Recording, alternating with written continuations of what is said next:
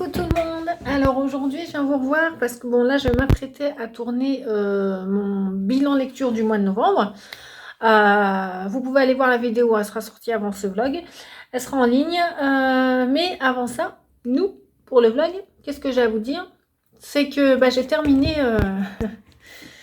ce livre, hein, American Psycho de Bret Easton Ellis. Alors j'ai failli vomir plusieurs fois. Ça c'est dit. Ça c'est dit. Dans le challenge de la crypte, je l'ai mis dans la consigne tueur et psychopathe, mais il y avait une consigne avec un livre gore ou dégoûtant. Celui-là a amplement sa place. Mais c'est un chef-d'œuvre. Voilà. Comme ça c'est dit aussi. Voilà. Ce livre est un chef-d'œuvre. J'avais eu un coup de cœur aussi pour Zombie. Je me répète, hein, parce que j'ai lu que ça, mais là c'est le deuxième, American Psycho de Bret Easton Ellis. Je veux découvrir cet auteur. Je suis absolument fan. Dans ce livre, American Psycho, on va suivre Patrick Bateman, un fou, un psychopathe, schizophrène, antipathique à souhait, raciste, homophobe, tout ce que vous voulez, imbu de sa personne. Son kiff, c'est que dans la rue, alors lui, il est, on dit, voilà, Golden Boy, hein, à New York, Golden Boy, à Wall Street. Et son kiff, c'est qu'à chaque fois qu'il rencontre un clochard, il lui tend un billet et le reprend. Voilà le genre de personne. Et encore, c'est rien par rapport à ça, ce que je vous dis. Bret Easton Ellis a su nous imprégner de ce personnage Patrick Bateman. Je vous l'ai dit, je ne sais plus, qui écrit en plus à la première personne. Donc on est vraiment dans sa tête. Donc moi, j'ai lu ce livre. Alors il fait 500 pages, mais il se lit facilement. Enfin moi j'ai adoré. Hein. Je l'ai lu en 2-3 jours. Donc comme il écrit à la première personne, Bret Easton Ellis arrive à nous imprégner du personnage, comme je disais, et pendant 3 jours, je vivais Patrick Bateman. C'est très dangereux. Alors, je déconseille ce livre à des gens instables émotionnellement, neurologiquement, enfin, psychologiquement. C'est vraiment dangereux parce que la plume de Easton Ellis, vraiment, elle est là. Même quand je ne lisais pas le livre, je pensais Patrick Bateman. Alors, pourquoi il arrive, je pense, et c'est parce qu'il y a beaucoup de gens sur cette lecture ont abandonné, et moi, c'est ce que j'ai adoré. Je vais vous expliquer pourquoi. Parce que dedans, il y a beaucoup de descriptions, en effet.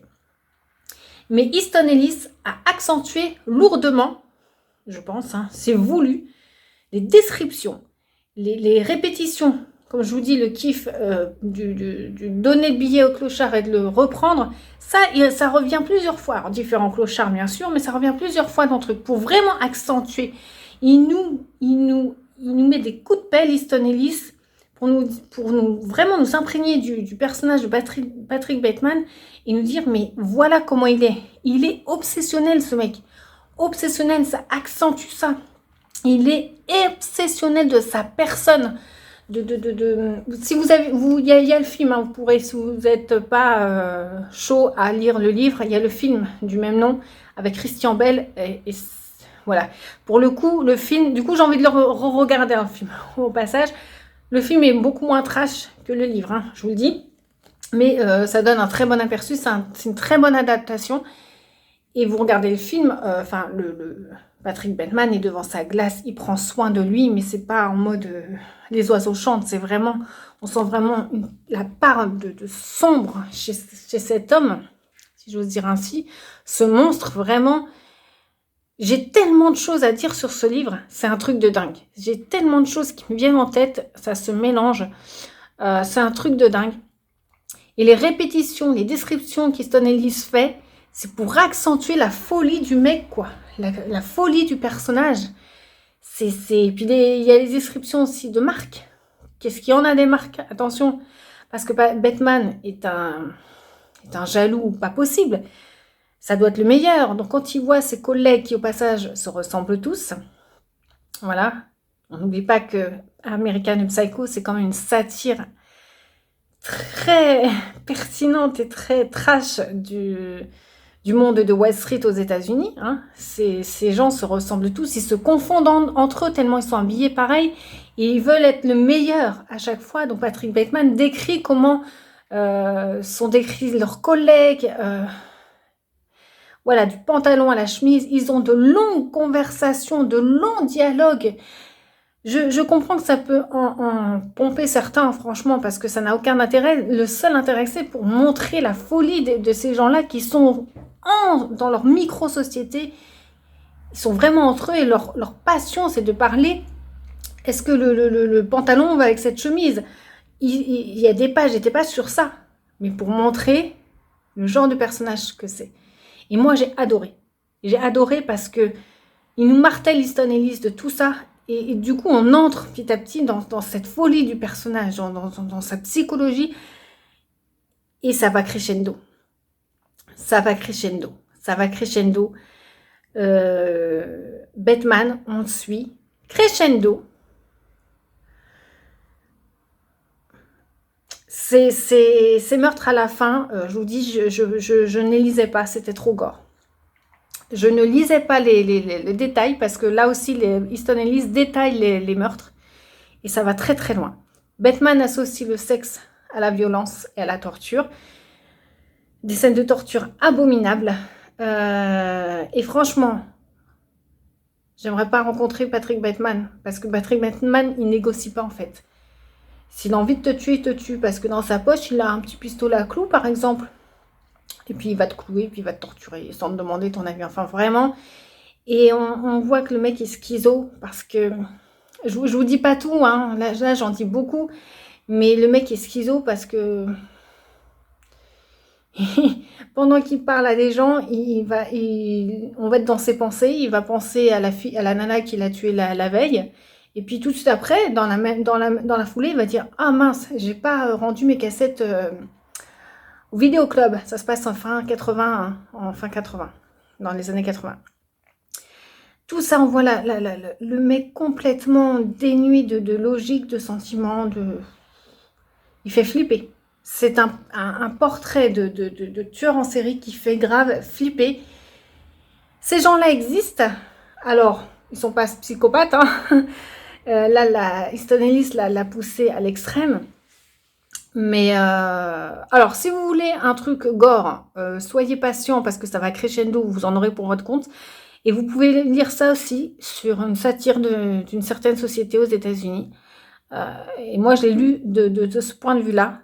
Malgré où j'ai sauté les passages gore, parce que bon, Ellie, je lui en veux pas d'avoir, bon, il y a un peu de sensationnel, mais je lui en veux pas d'avoir détaillé toutes les scènes gore, parce que vu le personnage, c'était évident, puisque c'est lui qui raconte, il va tout raconter. Et moi, je l'ai plus lu comme ça, pour une satire de la société, c'est très jouissif.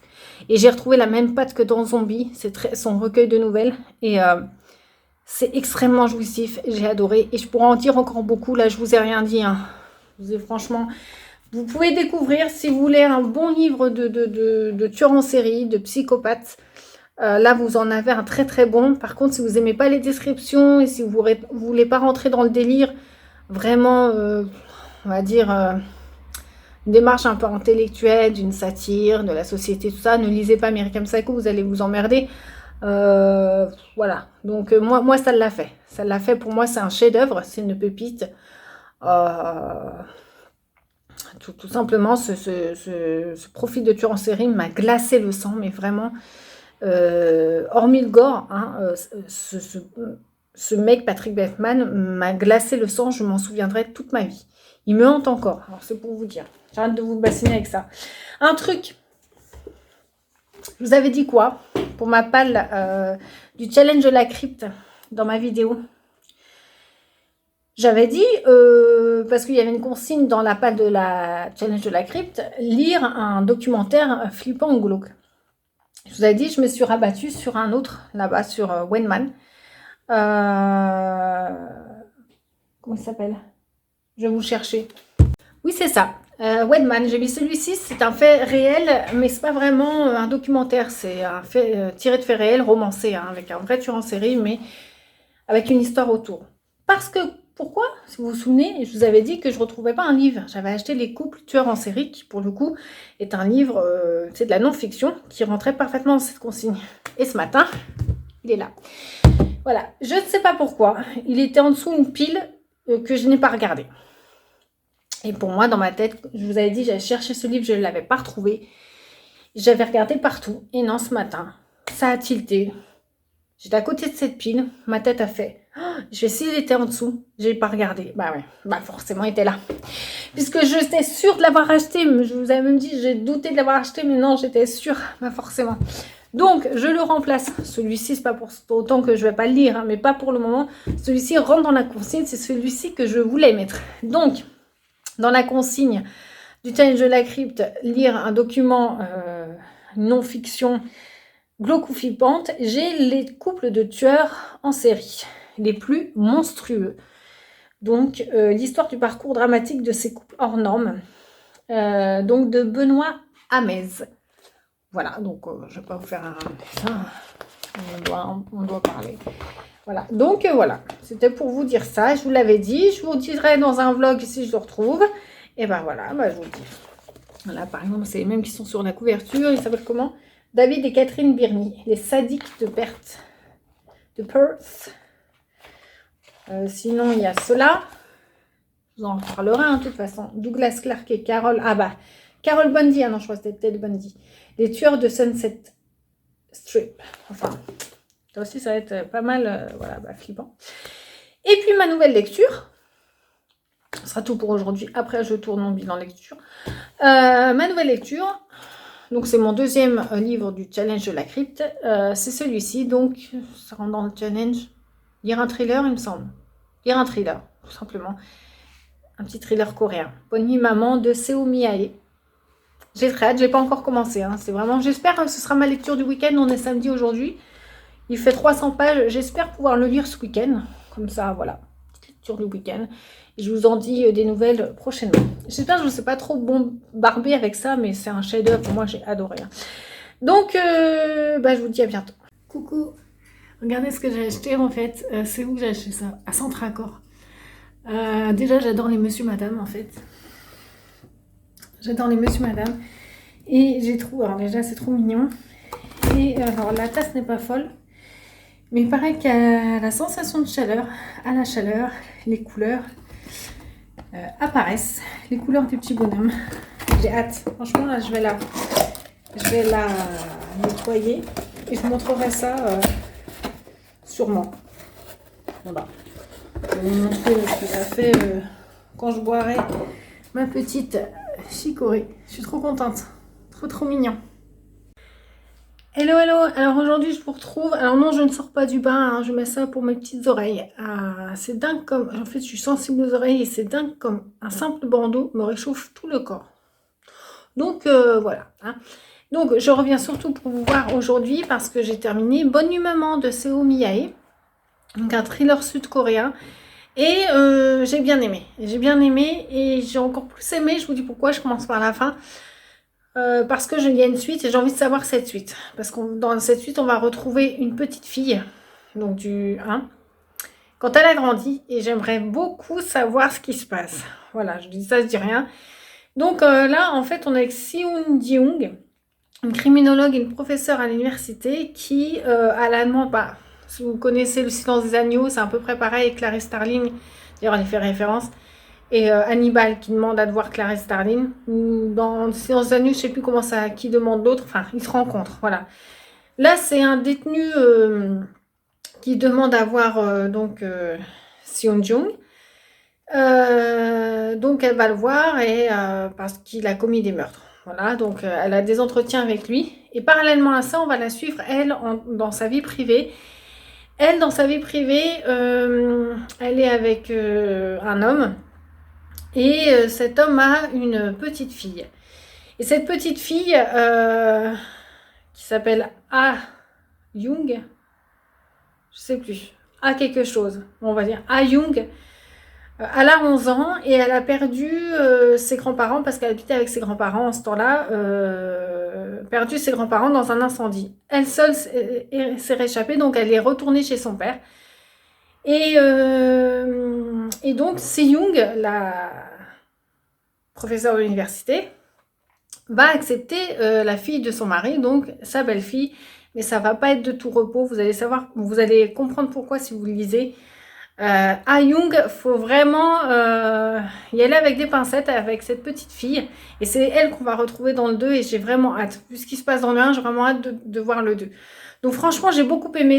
Alors c'est pas non plus... voilà. C'est pas non plus what the fuck. Hein. Moi, en plus, je viens de lire American Psycho. C'est... Voilà. J'ai commencé par le plus gros. Et je crois même, entre parenthèses, qu'American Psycho... Depuis que je vous en ai parlé, il y a le parfum de Patrice Süskind, c'est mon livre préféré de tous les temps. Et du coup, American Psycho vient en deuxième, si ce n'est premier. Il talonne le parfum, c'est pour vous dire. C'est pour vous dire. Donc voilà. Il dépasse même Miguel de Thierry Jonquet. Donc c'est pour vous dire. Donc Bonne Nuit Maman, c'était un bon thriller coréen. Il y a une ambiance, c'est ce que j'ai aimé. Il y a une ambiance latente, flottante comme ça. On ne sait pas la relation entre la mère et sa belle-fille. On ne sait pas trop. Voilà. On est tout le temps. Ouais, c'est bien écrit, c'est bien fait. Le suspense est très très bien fait. Et c'est ce que j'aimais dans ce bouquin. L'histoire, elle n'est pas ouf. La fin a fait son effet aussi. Hein. C'est un thriller, on n'oublie pas. Mais voilà, on est dans l'ambiance. Il est pas long, il fait 300 pages, ça se lit très très bien et j'ai bien aimé Bonne Nuit Maman. Je sais que ce livre avait des avis assez mitigés. Moi, je fais partie de celles qui ont bien aimé ce roman. Je l'aurais noté 15 sur Livre Addict qui équivaut à bon. Et en fait, j'ai mis 16 qui équivaut à bon aussi. Mais en fait, la 16, c'est bon plus pour moi. Hein. C'est mieux que 15 de toute façon. Parce que, voilà, cette suite paraît prometteuse. Et non, franchement, j'ai un bon petit thriller. Voilà, un bon petit thriller qui a... Moi, je suis sensible à l'ambiance. Il y avait une ambiance. De toute façon, les thrillers coréens arrivent à créer une ambiance. C'est pour ça que je suis sensible aussi. Donc voilà, ça, c'était mon deuxième livre, en fait, du challenge de la crypte. Fallait lire un thriller. Dans la consigne, lire un thriller. Donc, on y est. Et puis mon troisième livre que j'ai choisi, c'est lire un livre d'horreur. C'est dans cette consigne-là qu'il allait. Donc c'est La Maison de chair de Graham Masterton, tout simplement. Voilà, c'est livre d'horreur. Alors j'ai commencé, j'ai lu 2 chapitres, même pas, parce que les chapitres sont un peu longs. J'ai pas terminé parce que la dernière fois que je l'ai lu, c'était hier soir dans mon lit, j'étais fatiguée. Et quand c'est comme ça, je regarde combien de pages il reste. Et en fait, je tourne. Et le chapitre 3 ne vient pas. Ouais, il me restait encore 11 pages à lire, donc c'était mort. Donc j'ai arrêté à la page 54, donc un chapitre et demi. Là, on va être avec, je sais plus comment il s'appelle, enfin bref. Un gars qui arrive, oui, Seymour Wallis. Wallis qui arrive dans le bureau de notre protagoniste qui s'appelle, pareil, je ne sais plus. C'est embêtant parce que c'est le protagoniste. Qui s'appelle John Hayat, je crois bien. Voilà. Et il lui dit, j'entends ma maison respirer. Voilà. Alors, John Hayat, c'est pas vraiment son truc. Hein. Lui, il s'occupe plutôt des trucs des maisons, mais quand il y a des cafards, des insectes, lui, une maison qui respire, il n'a jamais entendu ça de sa vie. Et Seymour Wallis insiste, il dit, venez chez moi, je sais plus quoi faire, ma maison respire, j'entends une respiration. Voilà. Une respiration. Donc, il y va avec un acolyte à lui, et il se passe un truc. Il se passe un truc quand ils sont tous les trois là-bas, enfin quand ils sont tous les deux chez Seymour Wallis. Ils entendent eux-mêmes aussi la respiration de la maison, quoi, la maison respirée. Ils savent pas trop ce que c'est, forcément. Il se passe un événement, je vous dis pas quoi. Et du coup, là, l'histoire part. L'histoire part. Et c'est, oui, oui, c'est un peu flippant. Alors, pour l'instant, c'est le début. J'espère que ça va aller crescendo. Mais si ça va crescendo, si ça suit la logique de ce qui se passe en ce moment, ça va être sympa. Ça va être sympa. La Maison de chair, voilà, Pocket Terror. J'ai hâte de continuer cette lecture. Donc voilà. Voilà. C'est tout ce que j'avais à vous dire. Je vous ai parlé du film American Psycho que j'avais vu. t'ai parlé du livre, mais du film, je sais même plus. J'ai dû vous en parler. Toujours bien, Christian Bale à fond dans son rôle, génial. Le film un peu moins trash, je vais pas m'étendre dessus parce que je crois que je vous en ai parlé, c'est pas grave. J'ai regardé le film American Psycho, de toute façon, toujours un de mes films préférés, de toute façon. Dessus, je vais pas m'étaler. Bah voilà, bah ce sera tout pour aujourd'hui, pour niveau lecture. Je suis à jour, je vous ai dit ce qu'il en était. Et puis je reviendrai certainement quand j'aurai terminé celui-ci. Coucou, aujourd'hui je viens vous revoir parce que j'ai terminé cette lecture, La Maison de Chair de Graham Masterton. Alors, je crois qu'on s'était quitté là-dessus, hein. Je vous disais le résumé. C'est ce gars qui entend respirer sa maison, qui entend vraiment un battement de cœur et une respiration.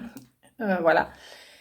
Et il y a John Hayat qui va enquêter. Il va en faire une affaire personnelle puisque lui, il fait partie du service d'hygiène de la ville. Rien à voir, mais voilà. Et donc, on va arriver sur une thématique que j'aime bien, mais ça reste un... Je ne garderai pas ce Masterton-là. Ça reste une histoire banale, classique, à la limite d'horreur, hein, forcément, parce qu'il y a des scènes, les scènes d'horreur sont assez flippantes en elles-mêmes, mais l'histoire est trop banale, trop classique, trop plate, trop cousue de fil blanc, enfin il n'y a rien, enfin vous voyez ce que je veux dire, c'est moyen. Ça peut être une petite lecture du week-end, un petit livre du week-end, mais c'est tout quoi. À la limite, ça serait bien pour adolescents. Voilà, pour adolescents, c'est pas mal, ils en auraient pour leur grade. Mais adulte, quand t'as lu d'autres trucs, ça reste limite quand même. Ça reste limite. Masterton, c'est mon deuxième, mais par contre, j'avais lu Tengu, qui était mon premier. On parlait de démons japonais, et pour le coup, il est beaucoup plus gros, mais pour le coup, Tengu, c'était génial. Voilà, Masterton, ceux que j'ai lus. Donc, je retiendrai Tengu pour l'instant. Tengu, c'est génial par contre. Voilà. Ça, on voit que c'est un maître de l'horreur, il n'y a pas de souci, mais il a fait une petite histoire un peu cousue de fil blanc. C'était pas, je le garderai pas en mémoire. Par contre, heureusement, il se lit vite, hein, il fait 180 pages, je l'ai lu hier, enfin... La plus grosse partie hier, j'ai commencé, on est mardi, j'ai commencé dimanche. Par contre, je vais vous parler, avant d'aller en course, de mes deux nouvelles lectures que j'ai commencé hier soir. J'en ai pris deux. Une où je continue une lecture d'horreur, je continue le challenge de la crypte, et une pour un peu pallier, pour faire un peu une pause, et que j'avais très envie de lire aussi, c'est de la littérature asiatique. Je vais vous montrer ça. J'ai commencé par contre le livre d'horreur hier soir, je n'ai pas commencé l'autre. Donc c'est celui-ci. Voilà. Ce gros pavé, ce gros manga, sur 700 pages, j'en ai lu 180. Donc je vais vous montrer la jaquette, je la retire parce qu'elle est très jolie. Donc c'est Tomie de Junji Ito. C'est cette fille qui meurt. Voilà, c'est une étudiante qui meurt. Dans la classe, tout le monde est terrifié par sa mort. Elle est retrouvée en morceaux, voilà, par terre. Il y a son cadavre, tout. Et puis un beau jour, elle dit salut tout le monde. Tomie, mais qu'est-ce que tu fais là? Donc en fait, c'est une espèce de revenante qui a un pouvoir, on va dire, charmeur sur les garçons. Voilà, dès qu'ils la rencontrent, ils répondent plus d'eux-mêmes. Et voilà. Donc c'est marqué Tomie, le mal incarné. Voilà. En plus, moi j'adore les filles aux cheveux bleus dans les mangas. Donc une fille aux cheveux bleus un peu diabolique, ça me va. Bon, à l'intérieur, c'est... je vous cache pas, c'est en noir et blanc, mais voilà. J'adore toujours. Je suis fan des dessins de Junji Ito. Je me régale. J'ai arrêté parce que j'étais fatiguée, mais franchement, j'ai lu 180 pages. Bon, ça se lit très vite, hein. Forcément, c'est un manga, mais j'adore, tout simplement. Je ne peux pas vous en dire plus pour l'instant de ce que je vous ai dit. Puis je vais pas en dire plus, je ne l'ai pas lu. Je cherche parce que des fois, il y a des planches où ça fait toute une page, on la voit bien Tomie, mais bon, la tombe sur celui-ci, c'est elle. Alors non, là si, c'est elle. Elle a son petit grain de beauté ici, légendaire, et voilà. Et pour l'instant, j'adore les dessins de Junji Ito. La Tomie est très angoissante, est très très angoissante. Et Tommy cache quelque chose, hein, je vous le dis pas. Voilà, pour vous montrer un peu les dessins horrifiques. Je vous le dis pas, mais voilà. Ça effraie tous les gens. Et je sens que je vais le dévorer. Et je suis toujours aussi fan de Junji Ito depuis que je l'ai découvert avec La déchéance d'un homme. Le tome 1 et le tome 2. Et puis donc ma petite lecture, j'allais dire toute douce, mais j'en sais rien, je sais même pas de quoi ça parle en fait, en tout cas c'est pas de l'horreur. J'ai sorti Fleur de neige de Lisa Si. Alors Lisa Si elle est sino-américaine. Bon, je sais plus. Voilà, c'est elle, Lisa Si, elle est pas du tout asiatique. Voilà, c'est cette dame. Et cette dame est l'arrière-grand-père de Lisa Si quitta son village chinois. D'accord, donc elle a vraiment des origines. Oh, je crois qu'elle était mariée ou quelque chose comme ça, mais en fait non, elle a des origines asiatiques. Au début du siècle dernier, pour devenir le parrain du Chinatown de Los Angeles. Elle est née à Paris. Bah, vous voyez, lapsus, j'ai dit franco, mais si. Elle est née à Paris. Et voilà, elle a écrit apparemment Fleur de neige durant une convalescence d'une grave maladie. Bon.